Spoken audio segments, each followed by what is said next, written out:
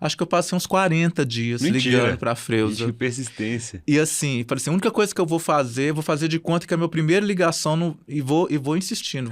Aí um dia, era tipo assim, 8 da noite, eu já tava apelando, alguém atendeu, acho que a Freuza não aguentava mais ter notícia que eu tava ligando pra ela, catou o telefone, aí eu falei, Freuza, aí ela pegou o telefone, alô, meio nervosa.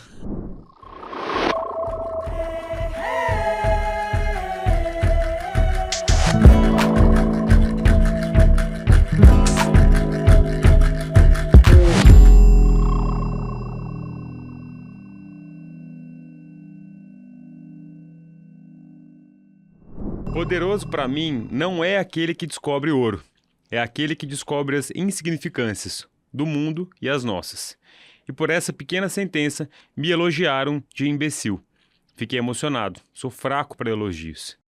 Com as aspas do poeta Manuel de Barros, retiradas da série Um Bocadinho de Manuel, do grupo de teatro Ponto de Partida, a gente começa mais um episódio do Janela Lateral, sua vista para horizontes que inspiram. Eu sou o Cláudio Carneiro e hoje a gente vai abrir a janela para deixar a criatividade mineira entrar. As próximas aspas são dele. A cenografia é uma camada que está entre o acervo e o visitante. Então ela é uma plataforma, um caminho que vai conectar essas duas pontas. Alexandre Rousset é um teletransportador de universos distantes e de cotidianos sábios, usando tecnologias ancestrais para vestir realidades palpáveis, blindadas do exterior, que é bruto, frio, desprovido de afeição. Ele faz um oásis empilhando trecos, cacarecos e tapetes. Seus espaços figurinos e exposições meandram pela moda, pelo teatro e pelos sertões, desaguando em uma mensagem poderosa que encontra o seu lugar de direito numa gaveta de destaque nas nossas memórias. Isso só acontece porque a alma do seu ofício está no processo e não na busca pelo protagonismo. Disso, ele sabe desde pequeno, vivendo de perto o nascimento do grupo Ponto de Partida, de Barbacena, que teceu no seu inconsciente um imaginário infinito com a seda mais pura que há. Na vida, o arquiteto vem confeccionando uma parceria central com a artista têxtil Ana Vaz, além de tantas outras relações importantes de amizade e de trabalho, como a que teve com o ícone e mentora Freuza Zeckmeister, Cacá Carvalho, Bia Lessa, Milton Nascimento, Regina Bertola, e que a que tem com a cenógrafa, figurinista e professora de teatro Tereza Bruse e a turma da Semana Criativa de Tiradentes, entre vários outros profissionais que contribuem para enriquecer o seu trabalho. Ele caminha sozinho, mas sempre muito bem acompanhado de causas maiores. Uma peça necessária no mapeamento poético dos nossos tempos, hoje no Janela, Alexandre Rousset. Obrigado e bem-vindo, Alexandre. Obrigado, Cláudio. Nem esperava por essa introdução emocionante e emocionada, assim, muito sensível, assim. Que bom. Obrigado. É presente para você e fruto do que eu senti vendo seu trabalho, pesquisando sobre sua trajetória narrativa, sobre sua obra, que é carregada de poesia e de sentimento, né, Alexandre? Eu acho que tem sido assim, né, a minha busca, né, a minha busca cotidiana, encontrar mais esse sentido sensível, né, esse sentido que a gente tá chamando de poético, mas acho que eu tenho perseguido aí ao longo desse tempo de trabalho. Vamos escarafunchar essa sua estrutura aí, ver o que sai, né? Mas eu queria começar esse papo, né? Porque ninguém nunca conseguiu entrevistar a Freuza, né? Ela odiava essas coisas. Então, já que você está aqui na frente, queria saber como é que foi trabalhar com ela, esses 10 anos mais ou menos de carreira, no início de carreira, ela te acolheu, né? Assim que eu me formei em arquitetura, né? Eu tinha uma meta, um plano, né, de me aproximar da Freuza, porque a Freuza, ela tem uma arquitetura, né, assim, com a qual eu me identifico muito, que é essa arquitetura de ateliê, essa arquitetura feita à mão, essa arquitetura artesanal, a arquitetura dos protótipos, né, a arquitetura da prancheta. Então, e o resultado sempre muito carregado desses elementos, né, da delicadeza, enfim. Então, era uma arquitetura arquitetura com a qual eu sempre me identifiquei desde aquela época de recém-formado, de jovem arquiteto, e a Freuza, o envolvimento dela com os figurinos, né? Figurinista do Grupo Corpo e outros espetáculos, Fazia muita óperas, ópera, né? Legal. Então, assim, era uma meta, de fato, assim, eu recém-formado, eu não vislumbrava outro lugar de trabalho que não fosse o escritório da Freuza. Só que a história é muito engraçada porque eu não tinha um contato com a Freuza e eu não tinha alguém que me apadrinhasse também para essa aproximação. Isso tem o quê? Talvez 30 anos. Provavelmente eu acabei de fazer 30 anos de formado, então, de fato, 30 anos. Aí eu comecei a ligar, telefone fixo, pro escritório da Freuza. Liguei um dia, é claro que não me permitiram falar com a Freuza, né? Desde aquela época ela já era assim, né? Mas assim, sempre de uma maneira muito cuidadosa, quem me atendia no escritório, assim, ela não tá... Aí ligava no dia seguinte, ela não pode falar, aí ela viajou, então... Mas eu ligava sagradamente todos os dias. Aí eu ia variando os horários. Um dia eu ligava de manhã, uma hora eu dou sorte. Gente, aí eu ligava de manhã, ligava perto do horário do almoço, ligava à tarde. Acho que eu passei uns 40 dias ligando para a Freuza. Gente, que persistência. E assim, falei assim, a única coisa que eu vou fazer de conta que é a minha primeira ligação e vou insistindo. Aí um dia, era tipo assim, 8 da noite, eu já estava apelando, alguém atendeu. Acho que a Freuza não aguentava mais ter notícia que eu estava ligando para ela, catou o telefone. Aí eu falei, Freuza, aí ela pegou o telefone, alô, meio nervosa. E aí eu falei, aí eu nem sabia o que eu falava, porque eu já no todo o meu discurso, tudo que eu estava preparado para fazer, aquele momento ali que ela pegou o telefone para falar, gente, eu me assustei. Aí comecei, Freuza, estou ligando aí há uns dias, tem 40 dias. E ela aí tava riscando na parede. E aí ela falou assim, não, vem aqui pra gente conversar, você tá insistindo demais da conta. Gente, aí eu cheguei no escritório dela, aí acho que a gente, num cruzamento assim de olhares, e aí a Luciana, que era uma contemporânea minha da Escola de Arquitetura, trabalhava lá, sobrinha da Freuza, e eu não usei dessa minha pequena proximidade que eu tinha na Lu. Hoje nós somos amigos, mas naquele momento eu não era amigo da Lu, e acho que o fato de eu também não ter me aproveitado dessa situação deixou a Freuza também um pouco mais confiante, né, na figura que eu poderia ser. E aí foi assim, comecei lá, fiquei lá 10 anos. E assim, foi um trabalho muito assim... Trabalhar com a Freuza é sempre uma experiência muito profunda, né? Por quê? Porque a Freuza leva tudo às últimas consequências, né? E além daquele jeito dela de ser, que é um jeito também muito profundo, ela não faz nada na superfície, é tudo muito profundo. Então, tudo que a gente fazia de arquitetura tinha esse caráter assim, do detalhamento, levando o detalhamento às últimas consequências. Às vezes, uma bainha de cortina tinha que desenhar, sabe? Assim, num nível de aprofundamento do desenho, sabe?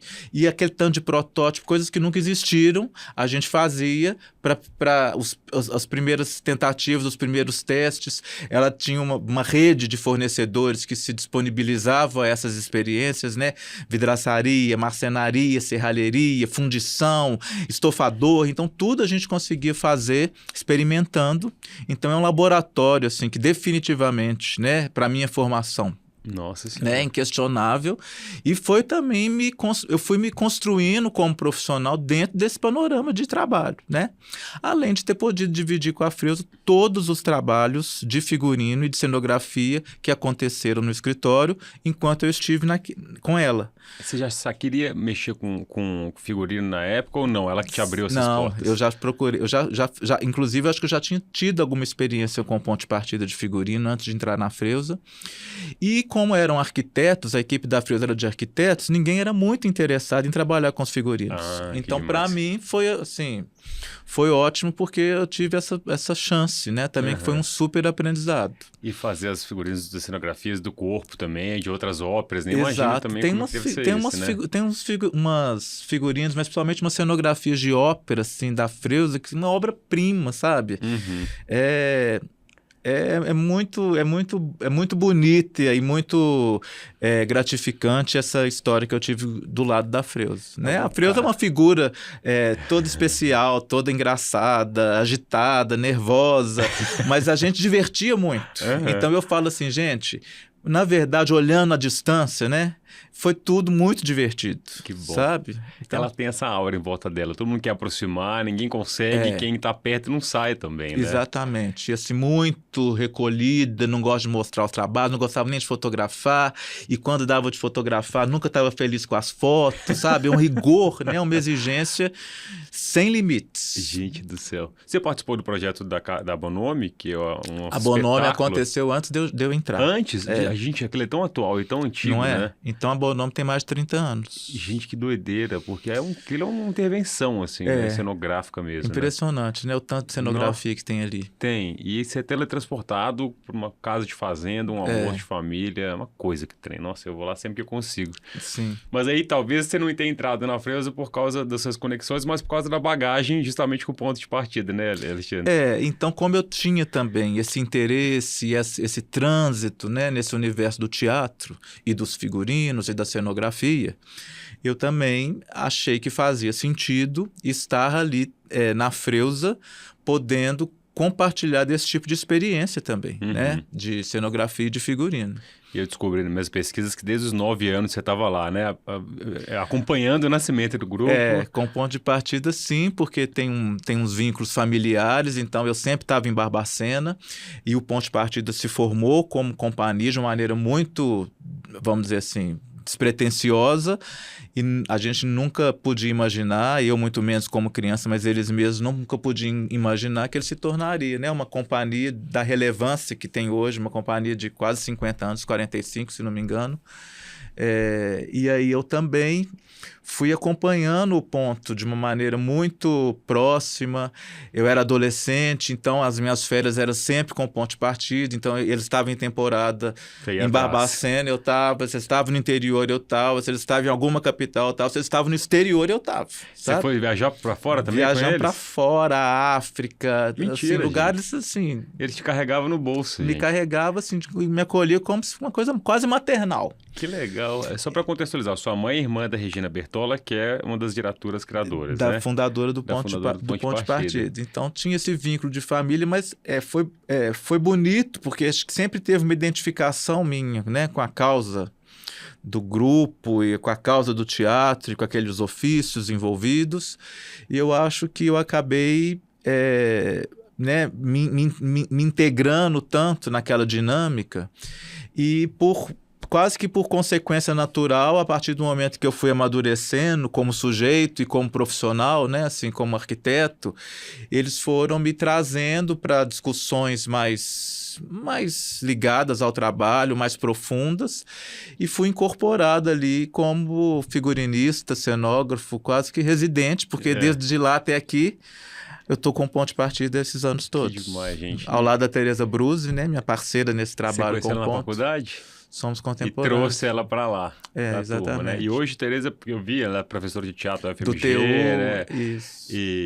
E até uma formação de caráter, praticamente, assim, né? De visão de mundo, né, Alexandre? Assim, você tá dentro de um teatro que traz peças que questionam história, que marcam um ponto do Brasil num momento, né?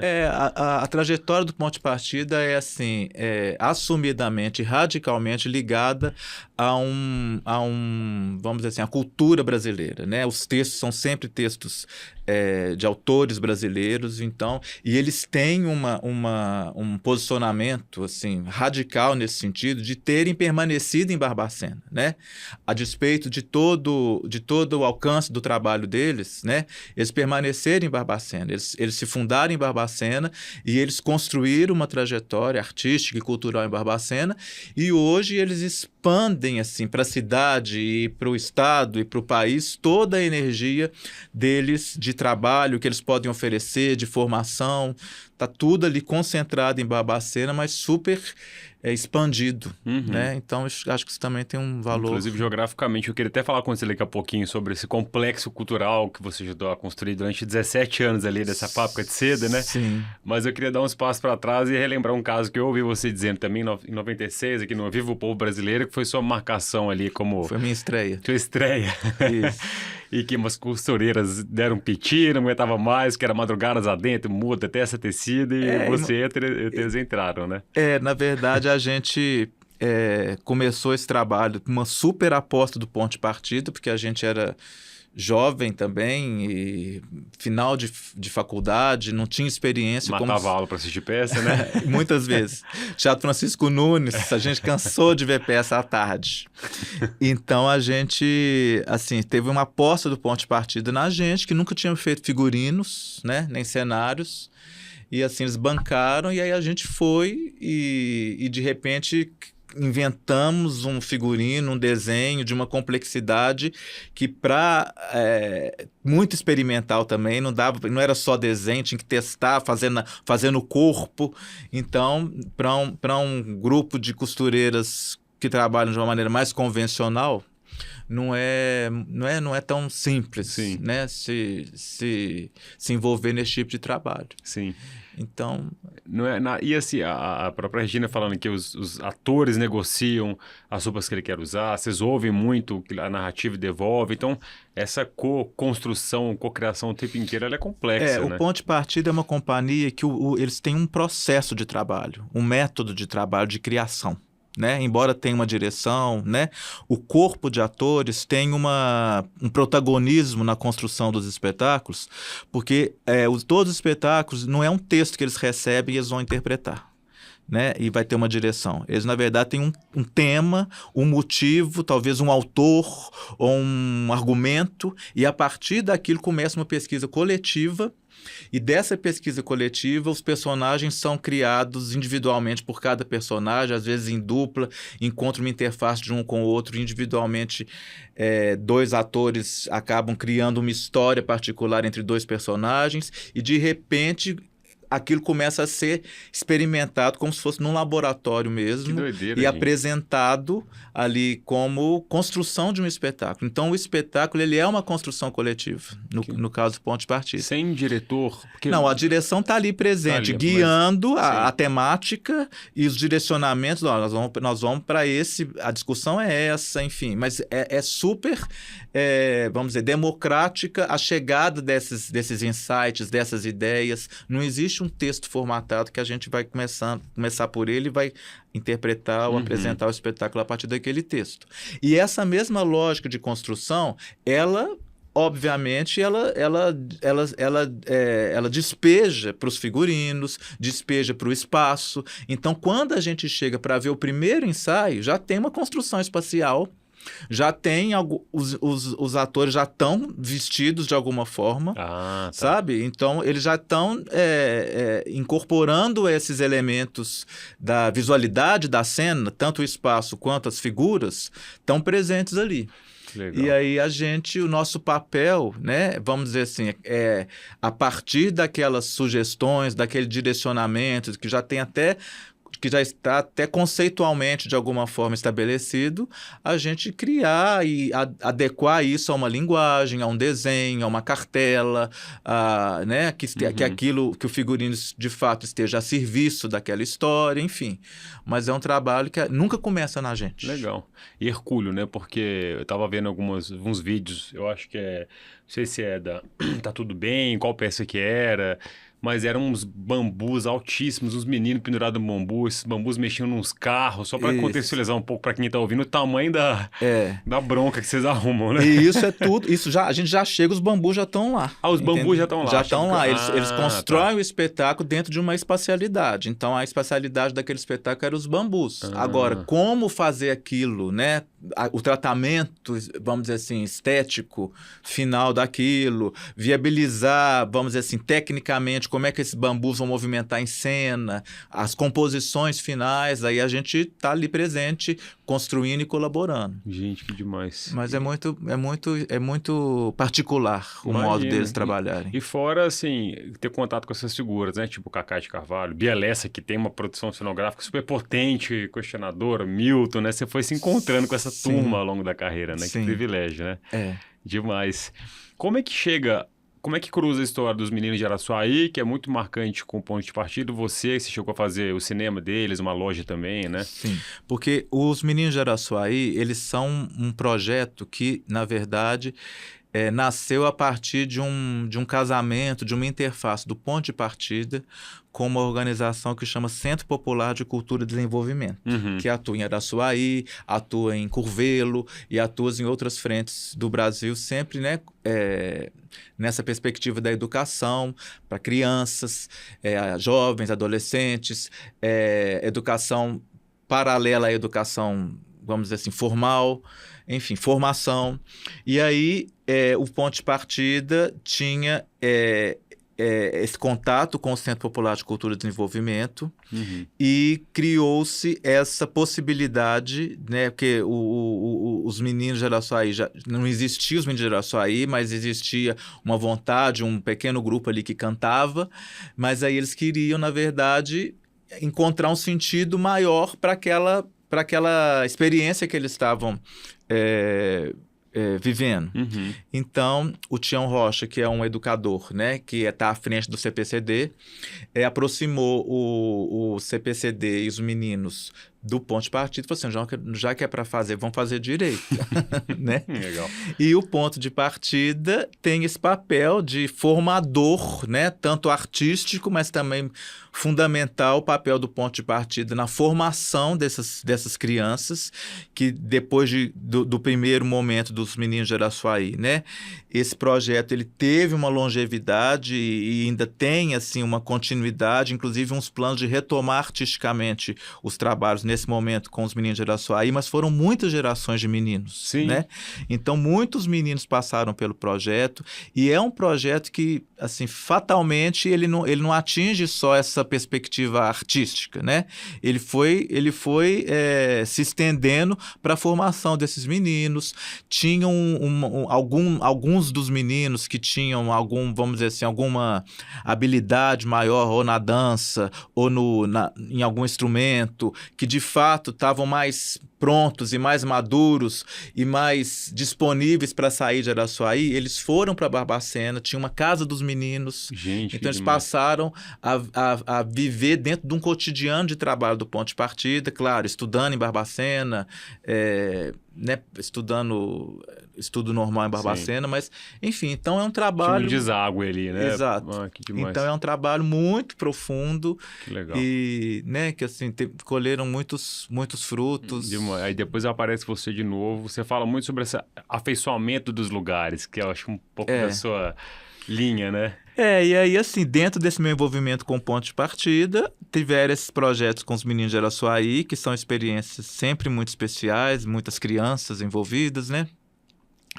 Mas eu acho que o que acontece com o meu trabalho vamos dizer assim, é uma abordagem sempre muito ligada à afeição, né? Nessa perspectiva mesmo da gente estar envolvido de uma maneira profunda, né? Sempre de dentro para fora e dentro dessa maneira que a gente só sei fazer se for profundo, né? Superficial nunca. Gente, então... Por isso deu certo nesse tanto, né? Essa longevidade dessa...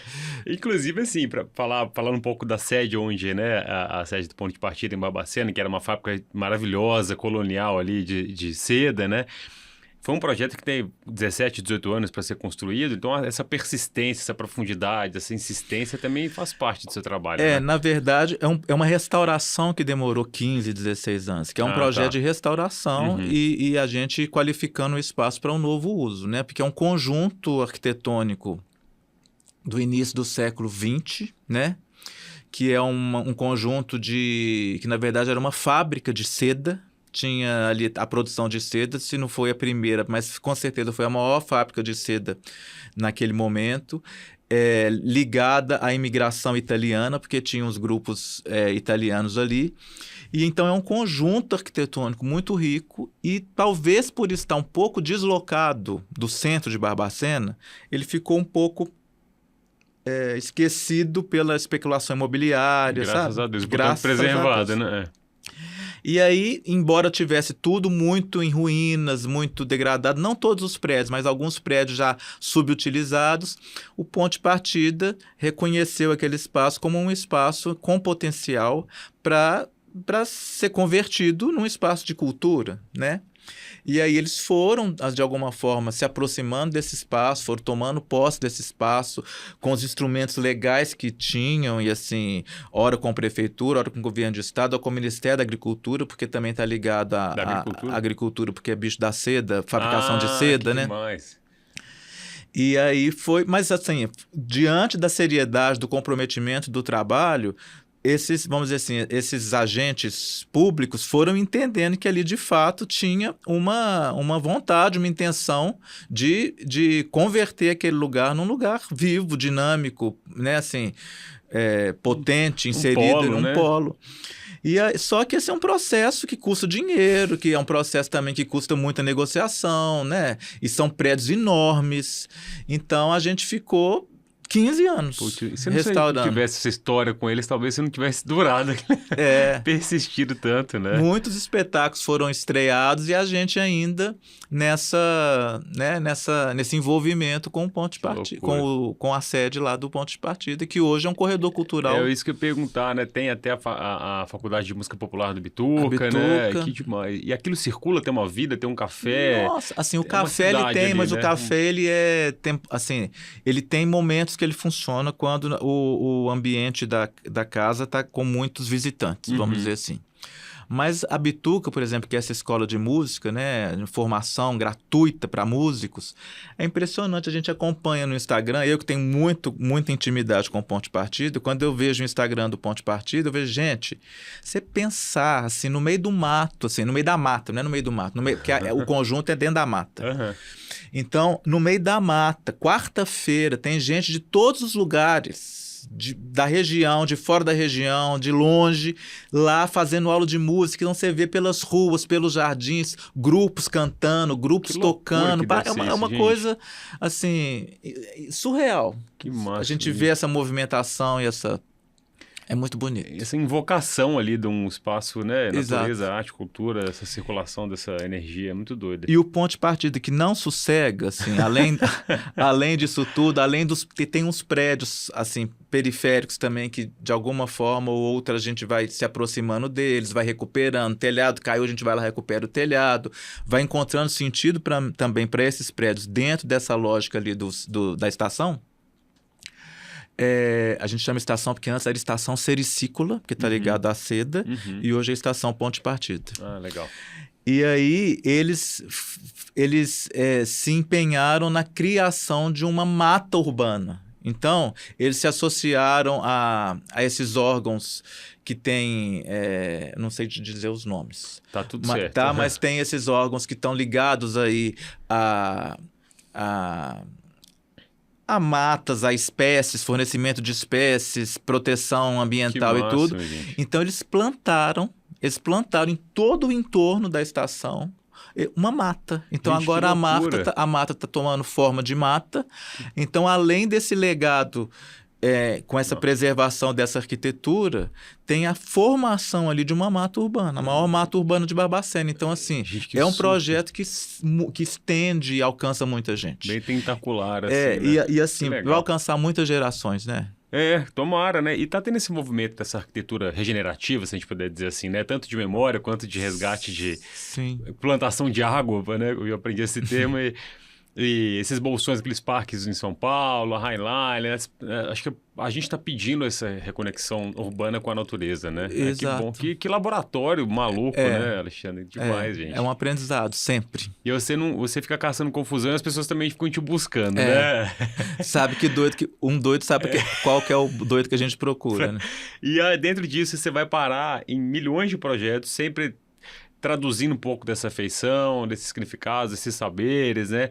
E vai criar uma relação muito forte com o Tingui, sua parceira de vida Ana Vaz também, acho que também ajuda a empurrar para frente, a se emaranhar nesses universos do sertão. Queria que você contasse um pouco como é que você foi parar nesse campo, que também é um campo infinito de criatividade, de saberes femininos, e o que você está fazendo com ele hoje aí?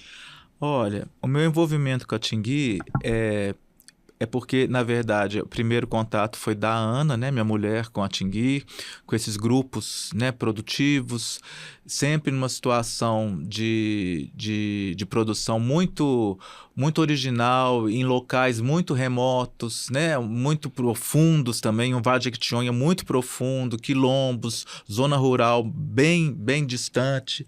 Então, são grupos produtivos, né, com essa força ainda produtiva muito, muito, muito cristalizada ainda, Sim. né? E de um resgate de autoestima também, né, Alexandre? Sim. Que é importante, dessas mulheres. Exatamente. E aí, de alguma forma, eu acabo me envolvendo, né? Assim, por estar ali do lado da Ana, tem a Viviane Fortes, né? Que está à frente da Tingui, e a gente é amigo, enfim. Aí a gente, quando começam a surgir demandas ligadas aos projetos, né? E que, de alguma forma, eu posso contribuir, eu posso colaborar, né? Então, eu acho que eu acabo sendo convidado para essas iniciativas, né? Uhum. Então, a gente acaba... Tudo que está ligado aos espaços, por exemplo, as casas das mulheres, que elas têm as casas produtivas. Você que ajudou a organizar aquela... Porque tem um ateliê, um espaço de Na encontro verdade, delas, o projeto não é meu, mas assim, vamos dizer assim, depois que elas chegam, né, essa apropriação, as cores, a montagem das casas, o que é lógico, o que é espaço produtivo, tá. sabe? Então, eu acho que a gente tem eu tenho esse envolvimento aí na configuração final desses espaços, Legal. sempre muito ligado ao modo delas trabalhar, né? A gente não faz nada. Quer dizer, eu não faço nada na vida que não seja assim, mas na Tingui a gente não tem como fazer nada de fora para dentro, né? Demais. Tem que ser tudo de dentro para fora. Então, se a gente não está aberto a mergulhar naquela experiência, a mergulhar naquela vivência, né? Sim. Entender aquele contexto para poder devolver, né? Em forma de trabalho, em forma de algum resultado ali para o espaço, alguma outra contribuição. Ela só é possível se a gente tem essa aproximação, de fato, íntima com o grupo. É muito lindo, né? Ver elas jogando verso, cantando, Fiane cantando num coro ali, produzindo aquelas bandeirolas que são o máximo, tão características, né? Sim. E aí você tem um lugar que eu acho interessante, porque o trabalho é muito focado, pelo que eu vejo, nas mulheres, né? Nessa contextualização da memória. Eu entrevistei a dona Marli de Jesus aqui, quase morri. Só dela ouvir ela falar sobre a relação com o algodão, do parto a espantar ela mosquito. É demais. É um espetáculo aquele trem. E aí, só que você tem o trabalho com os homens, né? Do Zé Carpinteiro, que eu achei demais isso. Porque aí tem sempre esse foco nas mulheres, no trabalho feminino, as mulheres, até agora as senhoras mais maduras, as mulheres, as novas gerações.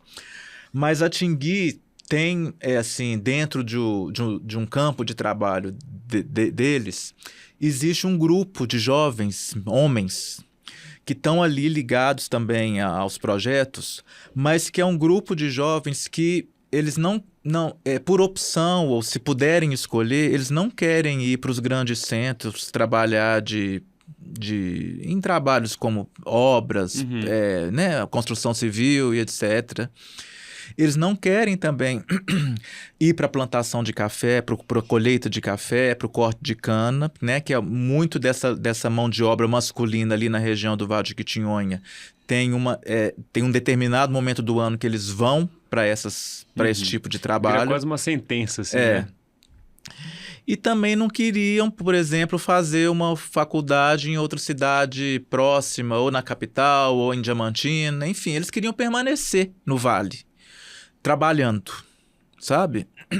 Então, tinha vamos dizer assim, essa expectativa da gente poder, de alguma forma, olhar para essa realidade desses meninos, desses jovens, não são crianças, são todos jovens, mas e que a gente pudesse contribuir, colaborar de alguma forma, vamos dizer assim, até na construção desse motivo, desse ofício, desse motivo de trabalho, né? Entender quais seriam as aptidões, qual a disponibilidade que eles teriam para um trabalho que a gente pudesse desenvolver.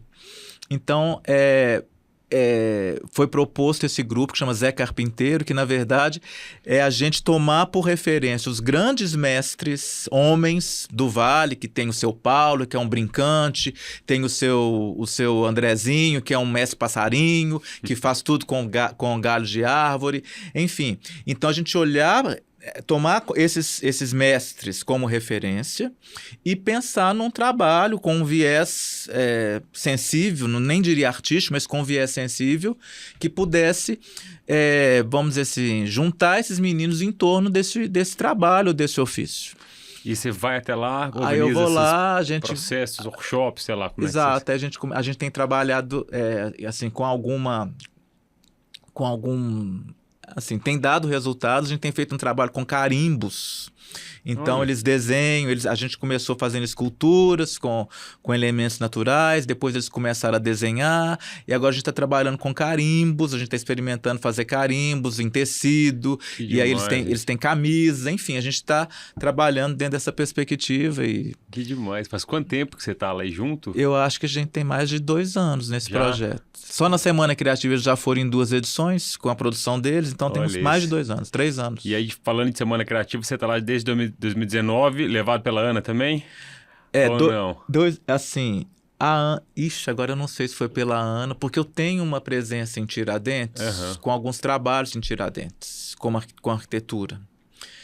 E, paralelamente, tem a Ana, né, já envolvida com a Semana Criativa. Então, a Simone, o Júnior, não sei se por conta da Ana... Acho que tudo junto, né?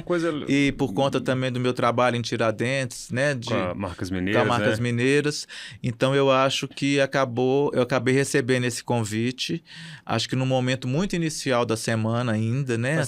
Faz muito tempo que você está né? lá. Acho que a semana tinha 2 anos, né? Tinha 2 edições só. Está indo para a 9ª, né? E aí a gente começou esse trabalho, assim, e a gente tem criado essa dinâmica, né, assim, das exposições da Semana Criativa. E um dos aspectos desse trabalho que me deixa muito feliz é porque a gente tem um festival que se repete todo ano, né? Existem exposições que são exposições que se repetem, não os acervos, mas assim, tem a exposição de apresentação da coleção que foi desenvolvida naquele ano, nas imersões dos designers com os artesãos. Então, essa exposição, ela e aí fica na Casa Criativa, ali fica no Centro Cultural, no caso. Tá. Então, são exposições que tem as que se repetem, com novos acervos, e tem novas exposições, artistas convidados, acervos, né, novos, enfim. Então, o grande desafio desse trabalho é que a gente não está ali, nesse trabalho da Semana Criativa, inventando a roda a cada edição. A gente não quer fazer uma coisa agora, na edição que vem, jogar aquilo tudo que a gente fez fora, em todos os níveis, tanto no nível físico quanto no nível simbólico, e começar de novo. A gente não quer fazer isso, a gente quer criar uma linguagem para essas exposições. Então, a gente vem construindo essa linguagem expositiva, principalmente nessas exposições que se repetem, e é muito desafiador, porque dentro dessa linguagem, a gente tem os estímulos daquela coleção particular, entendeu? Então, dentro de uma linguagem que já existe, uma espécie de base, a minha tarefa é trazer, vamos dizer assim, um discurso particular que esteja conectado com aquela coleção que está sendo mostrada. Por mais que ano que vem a gente tenha uma outra exposição naquele mesmo local, com aquela mesma base de mobiliário, mas ela tem por compromisso trazer uma novidade. Sensacional. Então, tem sido assim, a gente está aí esses anos todos na construção, não tem nada pronto, mas a gente está evoluindo, amadurecendo dentro dessa construção. E tem as novidades que toda edição traz, né? Os artistas convidados, os homenageados. Aí eu tenho um pouco mais, aliás, total liberdade, né? Para poder, vamos dizer assim, espacializar esses ambientes expositivos. E essa sua tipografia, ela é muito afeituosa, né? Ela conta uma história visual ali e acho que faz toda a diferença para a pessoa clicar, num clique e entender do que se trata, da onde vem, que história que essa pessoa está contando, né? Eu gosto de falar que o meu trabalho com tipografia, o meu trabalho em geral, mas o meu trabalho com tipografia, ele bebeu na fonte do teatro. Sabe? Porque, assim, o teatro, ele é um ofício, né, que é um ofício coletivo, né? O teatro, ele é um produto coletivo. Ele nunca, principalmente na experiência com ponto de partida, né? Para um espetáculo acontecer, existe uma história que está sendo contada, tem uma direção ali conduzindo esse espetáculo, tem um grupo de atores, né, assim, dando toda a sua né, o seu impulso ali de atuação e de criação naquele trabalho.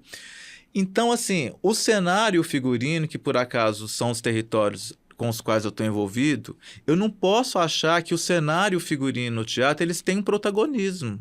Porque senão é como se eu não tivesse entendido aquela lógica, que é uma lógica coletiva. O cenário e o figurino eles estão a serviço do espetáculo, da história, da direção, do corpo de atores, entendeu? Então, assim, eu estou ali como uma parte de um sistema que vai funcionar todo mundo junto. Então, em exposições, eu tenho uma transposição muito evidente para mim dessa lógica, que é justamente essa. Se eu quiser fazer uma cenografia de exposição super protagonista, o acervo vai ficar engolido por aquela cenografia, né? Então, todo mundo vai achar linda, performática aquela cenografia, que é possível. Quantas exposições a gente vê assim, Sim. né? Mas, assim, o meu papel é conseguir trazer para aquela linguagem daquela exposição, vamos dizer assim, toda a profundidade que aquele acervo tem, né? Assim, os elementos, a linguagem, enfim, tudo que aquilo alimenta o trabalho ali, de modo que eu possa, de fato, preparar uma base para que esse acervo possa acontecer da maneira mais... né?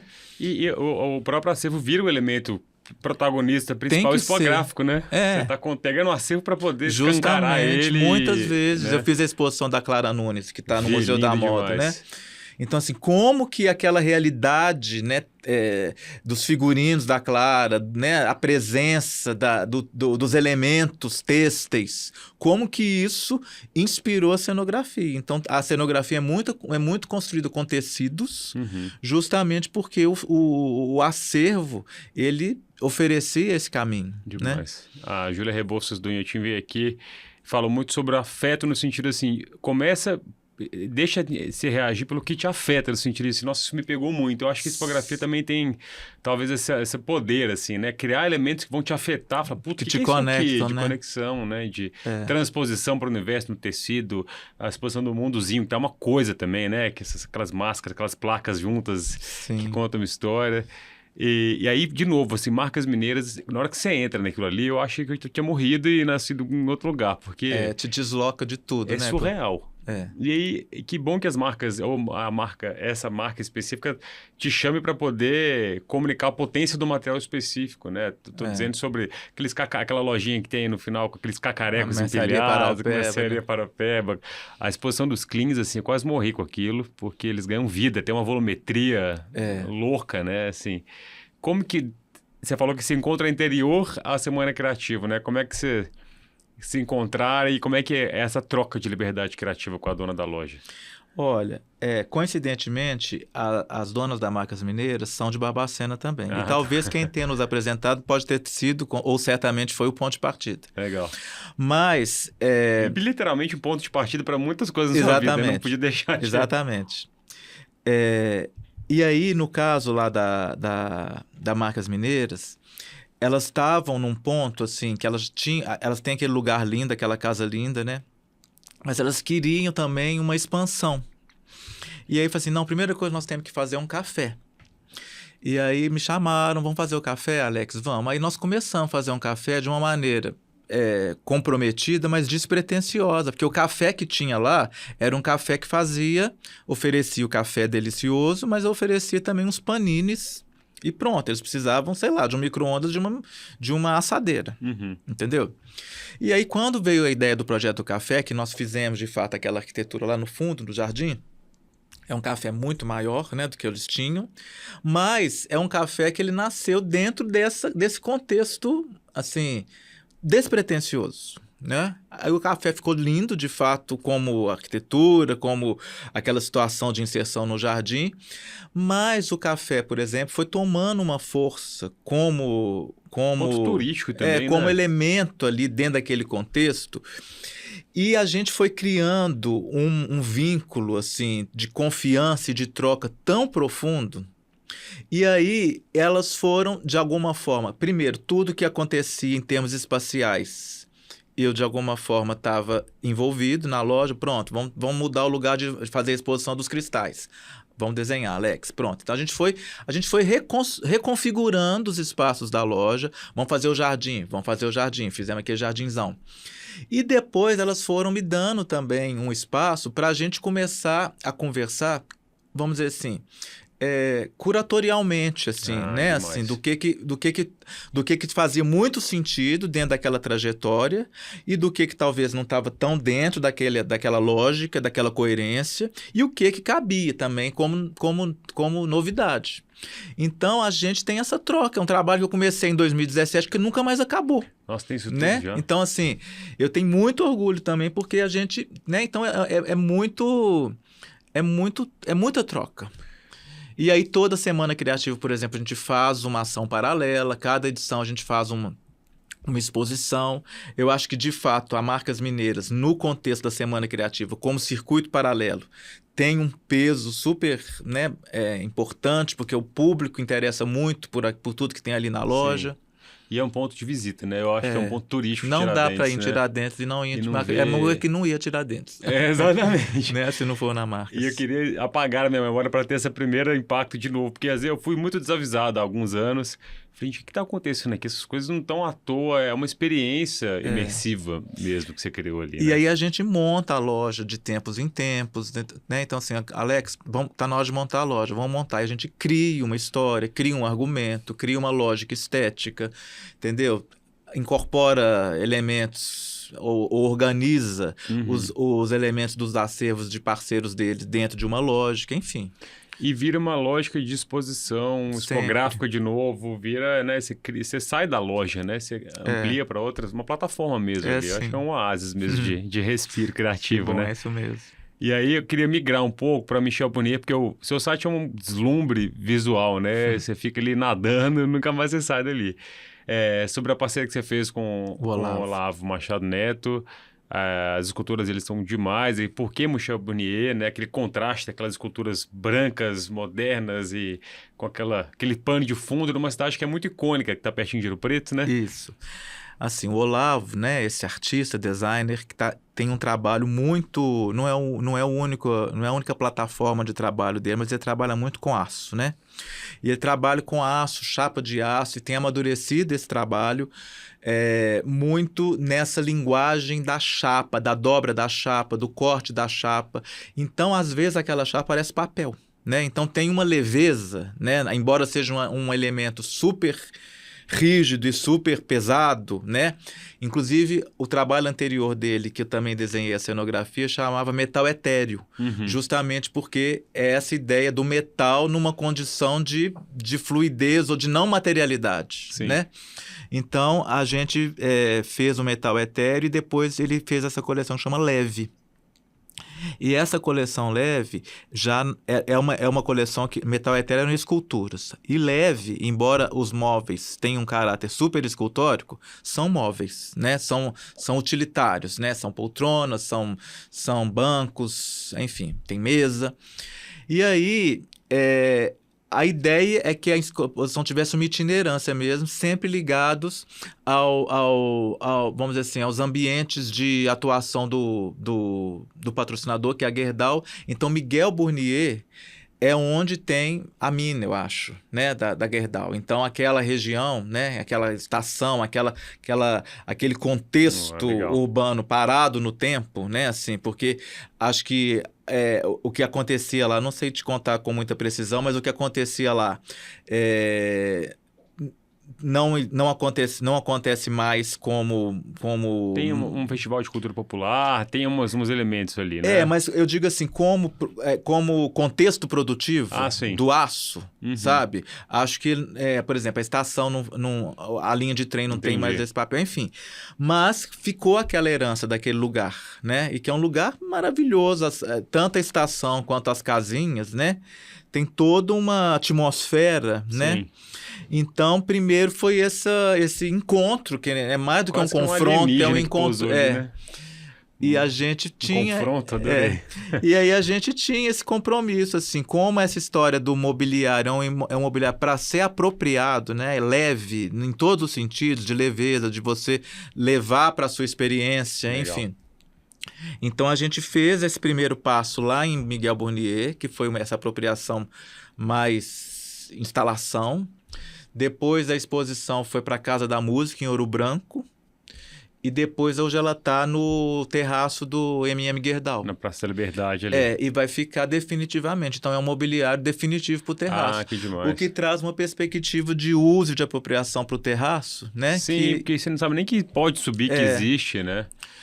Então o destino saiu da estação ferroviária e foi pro destino final. Exato, viajou. Que demais, né? Como é que essas histórias visuais, se a gente não pergunta, não fica sabendo, né? Sim. Que maravilha. E tudo muito bem amarrado, assim, né, Alexandre? E eu tive muita liberdade com esse trabalho, porque o acervo, ele sugere essa liberdade, né? Porque, Legal. assim, primeiro, se não adianta você montar uma exposição de imobiliária achando que do jeito que você montar ela vai ficar. Daqui a 2 horas, alguém vai sentar, já vai desconfigurou. Né? Então, legal. ter uma consciência dessa dinâmica, Sim. né? E entender em cada espaço o que eu poderia ter de elemento para plantar esse acervo e depois soltar. A primeira coisa que me veio na cabeça quando eu vi aquelas fotos, porque é um terreno batido com estação, né? Aquela coisa meio com a tinta descascada, aquele terrão. Aquela terra vermelha, né? Minério. E aquelas peças e brancas. Ficou, assim, as peças menos, mas os tapetes brancos... Tudo vermelho. Tudo carimbado, porque assim, essa ideia do uso, da apropriação... Assim, no argumento curatorial, já era defesa, né? Então, assim, aquilo só faz sentido se tem alguém para usar, para manipular, para pegar. Então, é dentro dessa perspectiva. Que máximo. Conta um pouquinho para mim como que funciona a sua parceria criativa com a Ana Vaz, que ela tem uma linguagem do texto, vocês se encontram em vários momentos da carreira, já falamos alguns, mas a Casa Cor, sei lá, como é que vocês trabalham juntos em casa, no ateliê, né? A gente fala que o assunto lá em casa é o mesmo, porque assim, né, a gente faz muito, a gente dupla muito, né? Embora sejam territórios, né, eu na arquitetura e a Ana no têxtil, a gente colabora muito um no trabalho do outro, né? Porque ela tem um trabalho, de alguma forma, de criação solitário, né, como artista, e eu também sou um ateliê de arquitetura, prefiro chamar meu escritório de ateliê. Então a gente troca muito. Então tem esse trabalho de troca e que não é sempre, mas quando acontece da gente estar juntos no mesmo produto, no mesmo resultado, é sempre muito especial, né? Aconteceu 2 vezes na Casa Cor, acontece na Semana Criativa, mas assim, a presença, essa troca é permanente. Vocês fizeram um trabalho na Casa Cor que é espetacular, né? Que era onde foi uma edição que foi... Era uma estação ferroviária também, né? O prédio ali era na Sapucaí. E aí tinha aquelas coisas suspensas, uns carvões 200 quilos suspensos por uma rede, com aqueles relógios de parede. Aquilo é um surto também, né? Aquele novo, trabalho, a gente tinha a gente estava no prédio da rede ferroviária, ele funcionou muitos anos como prédio sede da rede ferroviária.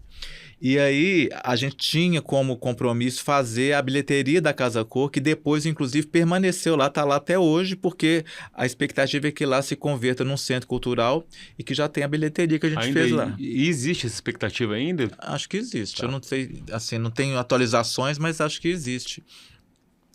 E aí a gente tinha esse espaço, né? E falei assim, gente, vamos fazer, obviamente, ligado a essa história do trem de ferro. Então, a gente teve acesso ao acervo, né, da rede ferroviária, que é riquíssimo, muito extenso. E aí a gente pôde escolher o que a gente queria trazer para essa intervenção, e a gente escolheu os relógios, porque a gente estava, de fato, falando de tempo, né? De um tempo que esse lugar foi, o que ele foi em um tempo que passou, e o que ele estava sendo naquele momento da Casa Cor, e o que ele viria a ser. Né? Então, é muito importante falar sobre o tempo. Então, os relógios estão ali testemunhando concretizando essa ideia do tempo. E como a gente tinha essa ideia do vagão de trem, o balcão da bilheteria era um grande vagão, enfim, a Ana propôs essa instalação de carvão, que carvão é o alimento do trem, né, o que faz o trem andar. Então tem essa grande elementos suspensos de carvão flutuando em cima desse espaço. É uma trama feita à mão com palha de seda pura, preta também, da cor seda? de seda Nossa, que pura. contraste, né? Que loucura. E aí tem isso, assim, Gente, que e demais. acho que o carvão ali, simbolicamente também, está alavancando essa história, esse Sim. lugar, para ele não ser um lugar morto, para ele permanecer vivo, enfim. Demais. Nossa, e é uma intervenção mesmo, assim, que ele marca demais. Eu lembro quando eu fui, falei, o que está acontecendo aqui? Vocês vão dando elementos para as pessoas fazerem a sua conexão depois, buscarem informação, sentirem, né, Alexandre? Eu acho que assim, a minha defesa como arquiteto, né,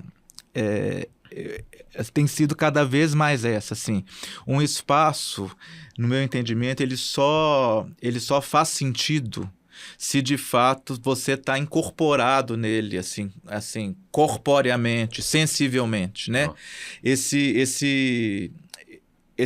Essa coisa que a gente tem de ficar vendo tudo, né, pela tela, à distância, né? Na verdade, a visão é maravilhosa, né, inquestionavelmente maravilhosa, mas ela não te deixa entrar, né? Nossa Senhora. Ela não te põe lá dentro, ela te arranca. Tem um teórico da arquitetura, Palasma, que ele chama, finlandês. Ele tem um livro que mudou minha vida, que chama Arquitetura e os Sentidos, Os Olhos da Pele, que chama o livro. Ele fala assim, a visão, ele é um sentido que te arranca dos lugares, é radical. Ele te arranca dos lugares. Massa, né? Porque você vê na sua tela 1000 lugares, mas você não está ali dentro hora nenhuma. E te sequestra de onde você está, né? E o tato, por exemplo, o corpo, quando você está dentro do lugar, corporeamente, né? Integrado naquele lugar, você está de fato incorporado, né? Uma coisa de corpo, de pele, de sensualidade, de integração. Nossa. Então você como sujeito, né? Você está num lugar quando você está de fato integrado nele com o seu sensível, né? Com a sua presença física e sensível. Então, a minha busca, assim, como arquiteto, né? A minha obsessão quase é essa. Se um espaço não te oferecer essa possibilidade de estar incorporado nele, para mim não valeu. Eu fiz mal, entendeu? É porque se alguém atravessou aquilo ali como se estivesse vendo uma tela de Instagram, é porque deu errado. Gente, que demais. Então, é isso. Não, e um resgate até assim, sai do celular e toca, enxerga, pegar, sentir na pele, né? Que massa. São os olhos da pele. Maravilhoso. Nossa, que coisa louca, linda. Tem que ficar aqui digerindo isso. É muito demais. Determinante, né, esse pensamento. Você se enxerga fazendo outras coisas para frente, experimentando novas ideias? Olha, eu acho que não. Eu tenho 30 anos de arquitetura, né? Eu acho que o que eu gostaria, assim, o que eu sinto é que eu estou cada vez mais ligado a esse universo efêmero, assim, dessa arquitetura menos permanente. Porque eu acho que ela é uma arquitetura, né, das exposições, das instalações, das cenografias. Ele é um campo muito fértil, né? É um campo que te estimula muito criativamente e é um campo que você realiza com velocidade, né? Assim, se a gente tem um projeto para um espetáculo de teatro, a gente bota aquilo de pé do jeito que a gente concebeu, né? Falar que o povo de teatro é pobre, pode ser, mas assim, a gente põe de pé, né? Assim, a gente batalha, né? Assim, às vezes uma casa chique, eu vou ficar ali 5 anos com aquele projeto dentro do escritório, né? E o projeto sendo atualizado, muda, o dinheiro vai, sei lá, às vezes pode acabar, a ideia do cliente muda, a nossa cabeça também muda. Então eu fico com um projeto de uma casa no escritório, às vezes 3, 5 anos, né? E você pensar uma intervenção cenográfica, uma exposição, uma instalação, pensa a velocidade que isso tem. E agora é muito paradoxal, né? Porque é efêmero, mas no final fica pro resto da vida. Muita gente vê experiência, né? E fica perene, né? Acho que o que vale como permanência é a experiência. Maravilhoso. Né? Então, é o que nós estamos falando, você está integrado naquele lugar.